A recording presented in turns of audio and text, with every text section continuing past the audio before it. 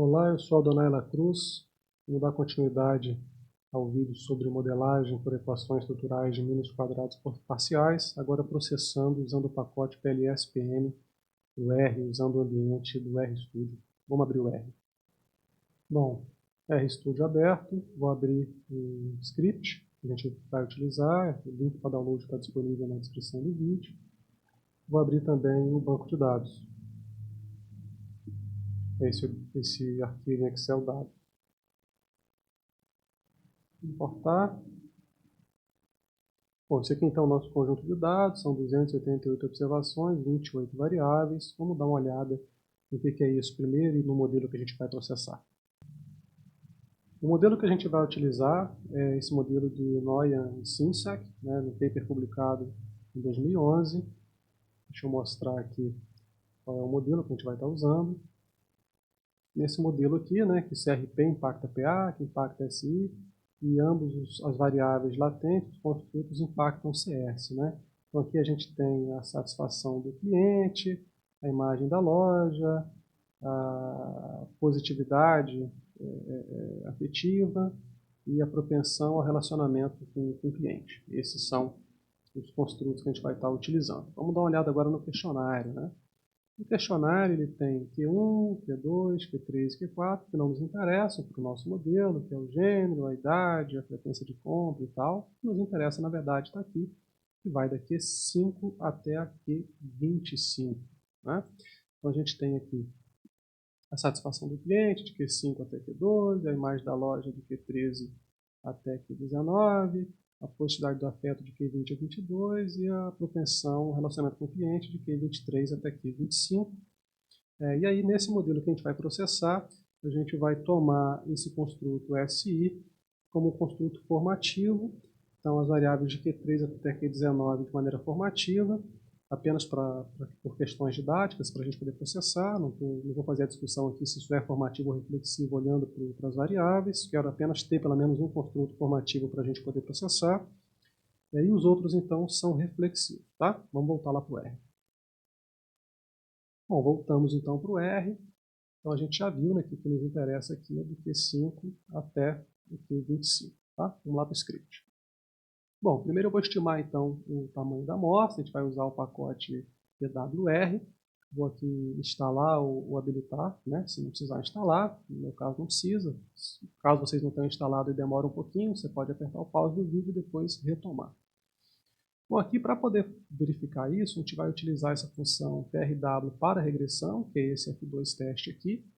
A gente precisa de alguns argumentos. Né? O primeiro argumento é a quantidade de preditores. Então nós temos aqui a variável que mais recebe seta, né, seria a variável latente CS, e ela recebe 3 setas, né, de SI, de PA e CRP. Por outro lado, a própria variável SI também recebe setas, né, 7 setas, já que ela é composta por 7 variáveis manifestas. Então a gente vai utilizar o maior, a variável que mais recebe setas, tá? Nesse caso 7, como o número de preditores. Depois, em termos de F2, vamos trabalhar com o tamanho médio, proposto por Cohen, né? Ele faz uma gradação de tamanho de efeito pequeno, médio e grande. A gente vai trabalhar com tamanho médio, de 0,15. Significância estatística de 0,05, né? Comum nas ciências sociais aplicadas. E poder de 0,8. Tá? Então, com esses argumentos aqui, processando as linhas 3 até 6, a gente chega a 103 observações. Nós temos 288, então a amostra mínima de 103 é bastante inferior ao que nós estamos, ao que a gente tem de conjunto de dados. Né? Vou fazer aqui então a linha 9, um sumário dos dados. A gente nota aqui então que Q18 veio como texto, né? Não veio como numérica. Isso aqui pode ser por várias razões. Uma delas é porque tem aqui, por exemplo, valor ausente, e aí ele reconheceu como texto. O outro porque realmente, quando trouxe para o Excel, talvez lá tivesse classificado errado. Mas eu já fiz uma observação e vi que existem dados ausentes, mas primeiro processei aqui, transformando, né, fazendo a transformação dessa variável, desses dados Q18, como uma numérica, forçando ele a ser numérica. Né? Então, vou processar a linha 10. Vai ver aqui que ele introduziu na NA de maneira forçada, né, porque tinha valores ausentes. Então agora eu vou aproveitar para poder fazer retirar as variáveis omissas, porque eu tenho um mínimo de 103 observações, mas tenho 288, eu prefiro retirar um pouco de variável ausente, né? Nesse caso seria uma só, ou duas, não sei, para a gente poder processar, do que fazer a imputação disso, tá? E vou aproveitar também para selecionar as suas variáveis do nosso interesse. Então a gente tem aqui que começa no Q5, então na verdade começa na coluna 7, né? Então eu vou até mudar aqui, ó, na medida de vocês já vai estar correto, tá? Então a gente quer do 7 até o 28, né? Ou seja, do Q5 aqui, que seria a coluna 7, até o Q25, que seria a coluna 28, ok? Só conferindo. Coluna 8, na verdade, até a coluna 28.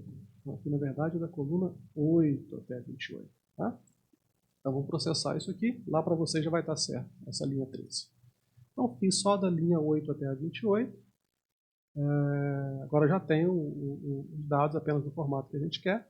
Então, tem aqui, né, do Q5 até o Q25. Corretíssimo. Vamos lá.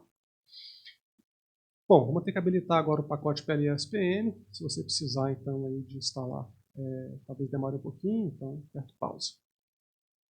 Nesse pacote PLS-PM, vamos olhar a sintaxe dele, né?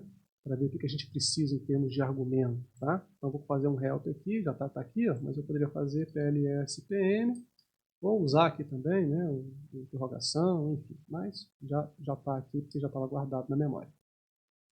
Para usar o PLS-PM, eu vou usar a função PLS-PM e ele tem uma sintaxe com alguns argumentos, né? Eu preciso dos dados, preciso de uma matriz de caminho, preciso dos blocos, do meu modelo, enfim. Vamos começar. Então, os dados, ele tem que ser uma matriz ou um data frame que contém as variáveis manifestas. É o que nós temos, né? Nós temos um data frame com as variáveis manifestas. E temos que ter uma matriz de caminho, que é, na verdade, uma matriz quadrada booleana triangular inferior, que representa o modelo interno, né, ou seja, o modelo estrutural. Então a gente precisa fazer isso, né? Quando fala ali numa matriz quadrada, é porque a quantidade de linhas é igual à quantidade de colunas, né? Então a gente vai ter a variável latente em coluna e em linha, né? Essa matriz é booleana porque ela vai ser composta só por 0 e 1. E ela é triangular inferior porque na diagonal inferior é que poderá ter número 1. Portanto, na diagonal, da diagonal para o superior não pode ter número 1, só pode ter para baixo, tá? É o que a gente vai começar a fazer aqui agora na linha 20. A dica aqui é pegar a variável endógena e deixar por último e começar com as variáveis exógenas. Por quê? Porque a variável endógena ela recebe seta. E aqui o sistema é coluna impacta linha. Né? Então vou colocar aqui só para vocês verem, mas não precisa modificar aí. Ó, CRT, depois vou colocar PA, SI e CS. Tá? Então se a gente fizesse isso aqui, ó, como se fosse... eu estou dizendo que CRP não impacta CRP, é claro que não. Por outro lado, CRP impacta PA, por isso que está com 1 aqui. CRP impacta SI? Não, então está com 0. CRP impacta CS? Sim, então está com 1. Tá? É isso que está dizendo. Então, aqui seria PA, né? PA impacta CRP? Não, CRP é exógeno. PA impacta PA? Claro que não. PA impacta SI? Sim, no nosso modelo, sim. E PA impacta CS? Sim, sim também. SI impacta CRP? Não. SI impacta PA? Não, porque as duas são exógenas, né? SI impacta CSI? Claro que não. E SI impacta CS? Sim. E é claro que CS não impacta ninguém. Então, quando eu começo com as variáveis exógenas e deixo as endógenas por último, eu garanto que os 1 apareçam aqui no início. Se eu colocasse CA aqui no início, ele ia estar aparecendo 1 aqui nessa parte superior, tá? Então, essa é a dica. Então, vou criar aqui cada objeto desse, CRP, PA, SI e CS. Então, criei o CRP, CS, PA e SI, que são os vetores desse 0 e 1 aqui. Tá? Bom, eu preciso, na verdade, de uma matriz com caminho. Né? Eu fiz aqui, na verdade, apenas os vetores. Então, agora eu vou unir, criando o objeto PF supermercado, vou unir todos esses vetores. Né? E eu preciso fazer, estou fazendo nessa ordem aqui. Então, criei o objeto PF supermercado, né? Que é esse objeto, que é exatamente essa matriz de caminho. Tá? Só para a gente poder conferir, eu vou nomear aqui o nome da coluna e das linhas com os nomes desse vetor que a gente fez. E vou listar as variáveis para ver se confere. Então ele aparece aqui aquilo que eu desenhei lá inicialmente, tá vendo? Então você pode aqui fazer a verificação, se você quiser, em termos de coluna e de linha, tá? E para ficar mais fácil ainda, pode fazer o desenho, né? Plotar isso. Então vamos fazer aqui a linha 31. Ele plotou. Então está correto o desenho. CRP impacta PA, PA impacta SI, CRP, PA e SI impactam CS. Ok? Isso aqui é no sentido de verificar o modelo, não precisa fazer se não quiser. Tá? Porque não é um argumento, né? O argumento, na verdade, é essa matriz de caminho aqui. Depois nós vamos fazer, então, os blocos. Né? O que são os blocos? Estou aqui na linha 34. Esses blocos eu preciso dizer quais variáveis manifestas que estão aqui nesse objeto dado, né? Que é esse data frame com as variáveis manifestas, que fazem parte dessas variáveis latentes que eu criei aqui. Então, eu tenho que fazer na mesma ordem. Então, CRP, por exemplo, eu vou olhar lá no questionário, fazer a verificação da coluna que está e vou dizer, olha, CRP está da linha 19 até a linha 21. Né? PA é da linha 16, da coluna 19 até a coluna 21. PA é da coluna 16 a 18. SI é da coluna 9 a 15 e CS é da coluna 1 até 8. Eu preciso, então, vincular as variáveis manifestas às variáveis latentes. Então, eu vou criar aqui o objeto bloco supermercado da linha 34. Criei o objeto bloco. Tá? Essa linha 35 está comentada porque é um procedimento que a gente vai fazer depois. Por enquanto, deixemos assim. Aí eu preciso agora também dizer desses construtos quais são reflexivos e quais são formativos. Né? Então aqui, na verdade, esse pacote PLS-PM, se a gente for olhar aqui, ó, em termos de modelo, ele traz o A, que é o reflexivo, traz o B, que é o formativo, e traz também o A, PLS Score, PLS Core, PLS Core. Eu, particularmente, não vi nenhum tipo de uso em relação a esses outros modelos aqui, então tenho trabalhado só com reflexivo e formativo. Tá? No nosso modelo, a gente determinou, então, que apenas SI seria formativo. Aqui, lembrando, tem que ser na mesma ordem que estão feitos os blocos aqui, que, por sua vez, é a mesma ordem que foi feito esse objeto aqui da matriz de caminho. Tá? Então, CRP é reflexivo, PA é reflexivo, SI é formativo e CS é reflexivo. Então, vou processar aqui a linha 38. Se todos fossem reflexivos ou formativos, eu poderia colocar apenas uma observação aqui e vírgula 4, que seria repetir 4 vezes. Né? Mas isso aqui só para efeito de comentário, para vocês conhecerem a sintaxe. Bom, então os dados nós já temos, a matriz de caminho a gente já fez, os blocos a gente fez, e o modelo a gente acabou, o modelo a gente acabou de determinar, né? Fazendo esse objeto aqui, mod supermercado. Bom, agora a gente vai criar um objeto PLS supermercado usando a função PLS-PM. Né? Então, eu vou entrar aqui com todos os argumentos. Ó. Qual é o data frame? O objeto dados. Aqui. Qual é a matriz de caminho? O objeto que nós criamos, caminho supermercado, perto supermercado. Está aqui. Qual o objeto blocos? Para nós foi o que a gente criou, bloco supermercado. Está aqui. Né? Esse argumento aqui é se nós tivéssemos trabalhando com variáveis que não seriam métricas. Né? A gente está tratando, na verdade, as ordinais como quase métricas, como variáveis pseudo-intervalares, então isso aqui a gente vai deixar nulo. Aqui no modelo, a gente vai usar esse mod supermercado, né? Então veja, os argumentos que a gente fez, perf supermercado, bloco supermercado e mods, a gente já está, em mod supermercado a gente acabou de incluí-los aqui. Depois entra uma parte que a gente não criou o objeto, mas que a gente precisa fazer assim mesmo. Né? Então a gente tem aqui o esquema, que pode ser centroide, fatorial ou caminho. Estou usando aqui sempre, estou usando o de caminho, porque o centroide não funciona bem para modelos hierárquicos, o fatorial é muito bom quando as correlações entre as variáveis latentes é próxima de zero. E eu tenho lido aí que esse esquema de caminho, de ponderação de caminho, ele se ajusta bem a todos os modelos de PLS. Aqui, esse argumento, se precisasse padronizar as variáveis, no nosso caso não precisa, né? Todas as variáveis foram medidas numa escala de 1 a 7, mas se houvesse variáveis com unidades de medida diferentes, seria importante fazer a padronização aqui.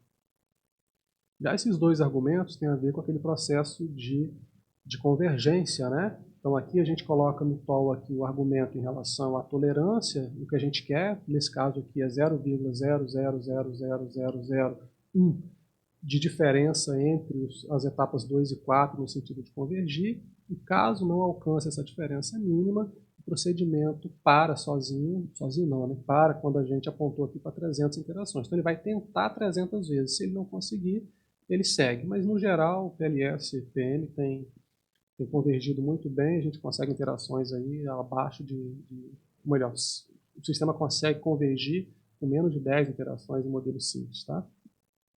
O último argumento é o argumento do Bootstrap, né? Como a gente viu, o PLS-PM não trabalha com normalidade dos dados, então ele faz o procedimento de Bootstrap para olhar o intervalo de confiança e validar o modelo. Nesse caso aqui eu estou colocando que vai fazer o Bootstrap e colocando 100 amostras, né, nesse procedimento de Bootstrap, que seria trabalhar com amostras aleatórias dentro da própria amostra aqui, dentro dos próprios dados, né? Eu estou trabalhando com 100 aqui porque o processo de convergência já pode demorar, o Bootstrap também demora, então para não gastar tempo estou colocando 100. Mas no geral tenho feito com 5.000, é o que eu tenho visto aí que tem sido utilizado, mas eu só faço isso no final, porque às vezes demora um pouquinho para poder concluir, ainda mais se for um modelo complexo, o conjunto de dados for muito grande. Então para começar assim eu coloco 100 para poder fazer mais rapidamente, para fazer as análises iniciais, e depois eu rodo com 5.000 e aí sim eu tiro o argumento do sistema e vou para o paper que eu estou produzindo. Tá? Vamos processar então essa linha 42. E criamos então aqui agora o objeto PLS supermercado, apareceu aqui uma mensagem de que nomear as linhas está ultrapassado, né? Paciência, fazer o quê? E vamos agora então só ver como é que fica essa saída, né? Processando aqui a linha 45. Ó, então tá aqui. Essas aqui são essa é a saída, né? Então esses são os indicadores que a gente tem que analisar para poder fazer a avaliação do modelo do PLS-PM. Tá bom? É isso, mas isso é tema para outro vídeo.